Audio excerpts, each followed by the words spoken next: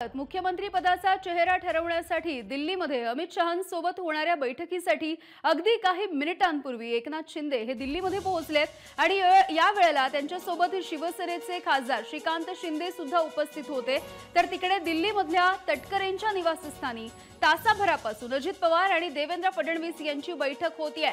तसंच महायुतीचे नेते बैठकीला येण्याच्या आधी भाजपचे अध्यक्ष जे.पी. नड्डा हे अमित शहा यांच्या निवासस्थानी पोहोचले आहेत आणि तिथे अर्ध्या तासापासून त्या दोघांमध्ये बैठक सुरू आहे।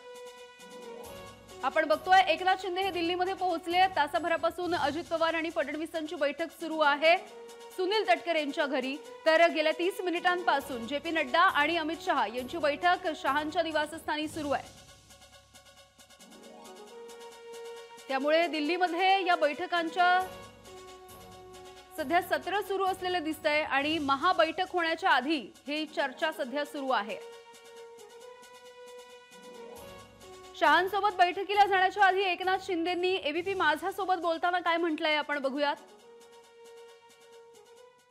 आता बैठकीला मी जातो आहे, बैठकीमध्ये जी काही चर्चा होईल ती तुम्हाला मी सांगणार येऊन, त्यामुळे बैठक सकारात्मक होईल।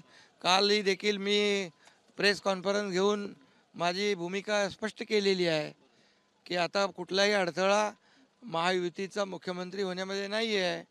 लाडकी बहीण लाडक्या बहिणीच्या बद्दलही माझी बोललोय मी, त्यामुळे लाडका भाऊ दिल्लीत दाखल झालेला आहे आणि लाडका भाऊ ही ओळख माझी सगळ्या पदांपेक्षा मोठी आहे।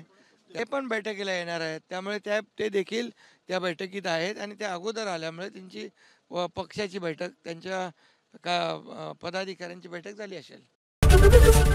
एबीपी माझा, उघडा डोळे बघा नीट।